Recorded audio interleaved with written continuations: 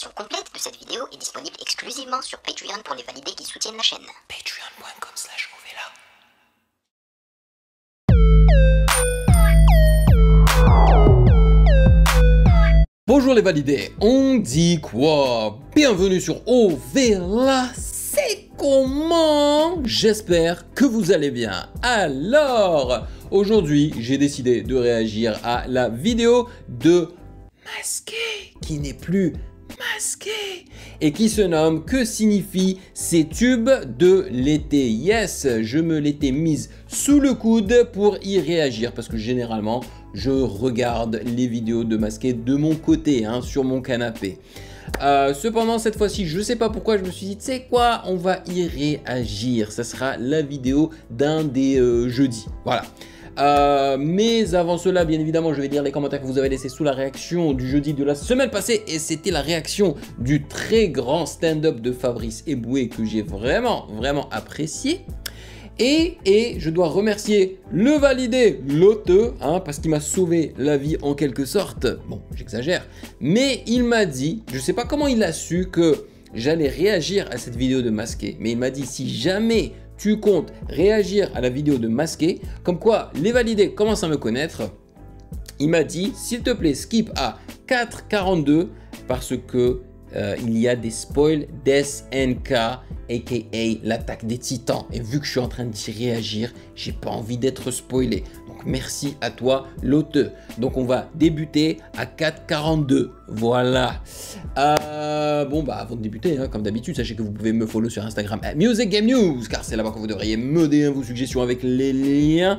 Et comme d'hab, si vous appréciez cette vidéo en particulier, faites-moi plaisir, likez et abonnez-vous. Et j'aimerais remercier les validés de Patreon pour leur soutien. Merci de rémunérer mon temps et mon travail. Merci pour cette boisson glacée mensuelle. Et sans plus perdre de temps, allons-y.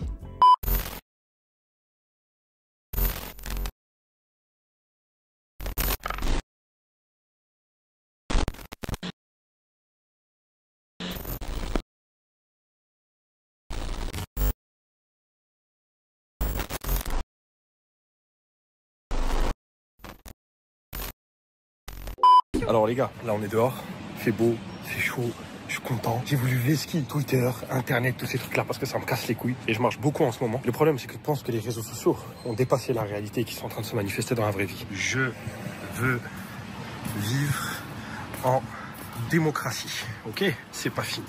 Alors respectez les lois.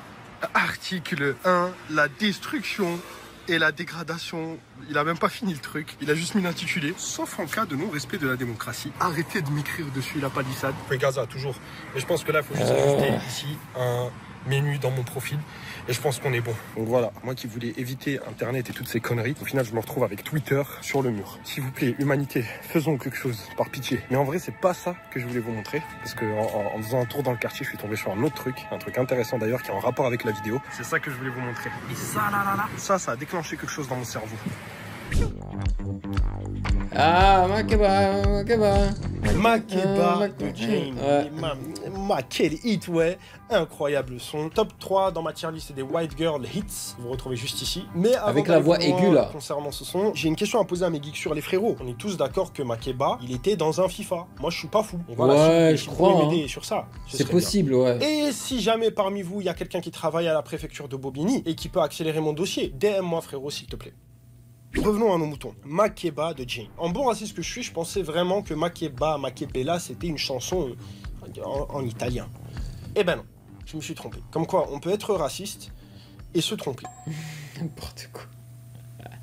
En fait, Makeba, c'est un hommage à cette femme-là, Myriam Makeba. Elle est sud-africaine et selon ce panneau qu'on trouve à la Courneuve, Myriam c'était un symbole de la lutte contre l'apartheid. Mais résumer son histoire à ces simples phrases, franchement les gars, ce serait une insulte à son histoire. Donc on va faire les choses bien. Non, Myriam, elle a vraiment pas eu une vie facile. Déjà, pour commencer, à peine quelques jours après sa naissance, donc en 1932, sa mère est emprisonnée pour avoir vendu à la sauvette de la bière dans la rue. Et elle n'est pas juste emprisonnée, elle est emprisonnée avec sa fille. Donc super, l'ambiance, t'arrives sur Terre, tu nais, et tu tombes 2 semaines plus tard pour complicité.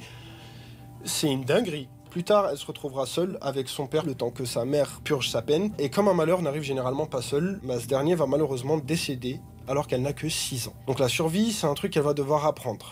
toute seule à Johannesburg, une ville qui est rongée comme pas possible par l'insécurité. Et c'est dans cet environnement archi hostile qu'elle va devoir se forger durant toute son enfance. Et j'ai envie de dire, tant mieux qu'elle ait pu s'endurcir à un jeune âge, parce que les problèmes, ils vont faire que de s'entasser pour elle. À 17 ans, elle accouche d'une fille dont elle va devoir s'occuper, le tout en ayant un cancer du sein. Madame, il faut vraiment penser à Rashkit là au bout d'un moment. Mais le vrai problème, parce que c'est pas fini, c'est que Myriam, elle va devoir affronter un ennemi de taille, le mouvement nationaliste des Afrikaners. Les Afrikaners, grosso modo, ce sont les gens qui sont derrière cette magnifique, incroyable invention qu'est l'apartheid. Afrikaners avec un K.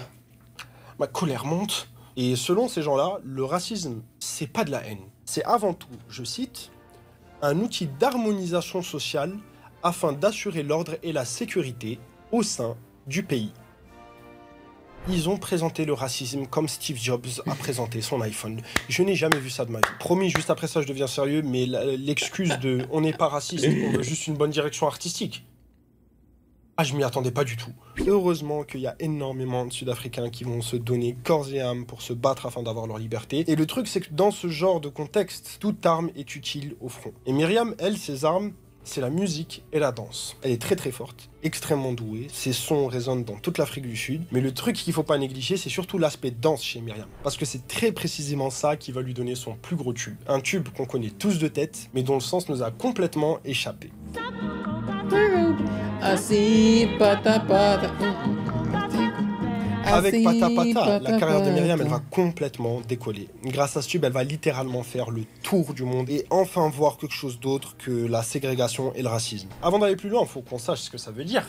Pati patata. Du moins, c'est comme ça que je le disais. Parce que oui, la plupart des gens disent papumburu papoubera pati patata. Moi, je dis assis pata pata. En fait, elle disait pas ça, mais shakubuga satubega natsi patata. Qui signifie en réalité, alors on a dansé et on s'est dit, check ça.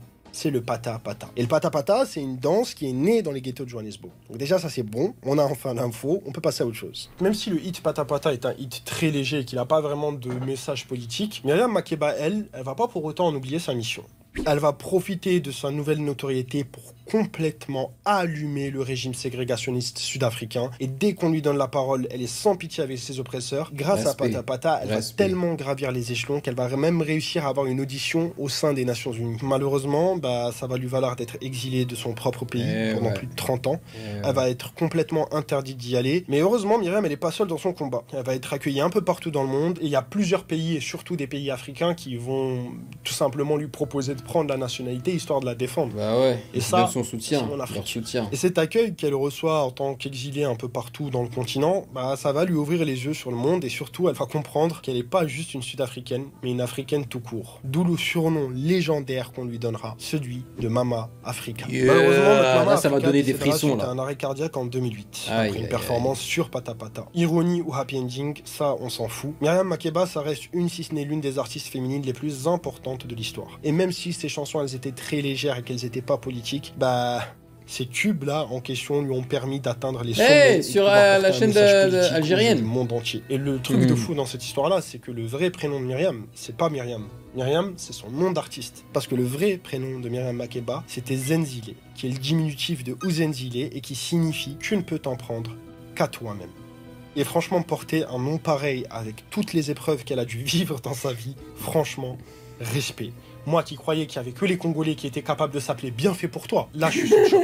S'il y a un tank qui a existé en tant qu'artiste, c'est bien cette femme-là. Donc je vous invite à tous vous renseigner sur elle. Ça c'est bon, le devoir de mémoire est fait. Maintenant, on peut prendre nos billets et aller en Jamaïque parce que moi, j'ai des comptes à régler avec les Jamaïcains. Et là, je vous explique, ça va être un peu particulier ce qu'on va faire. Dans le premier épisode de la série, je sais pas si vous vous rappelez, mais j'avais parlé de Sean Paul et on avait élucidé énormément de mystères le concernant. Le truc, c'est qu'il y a des trucs de lui qui me sont revenus en tête, notamment ce son-là. Là, ça là, il dit... C'est ça, je sais pas ce qu'il dit moi non plus. La version complète de cette vidéo est disponible exclusivement sur Patreon pour les validés qui soutiennent la chaîne. Patreon.com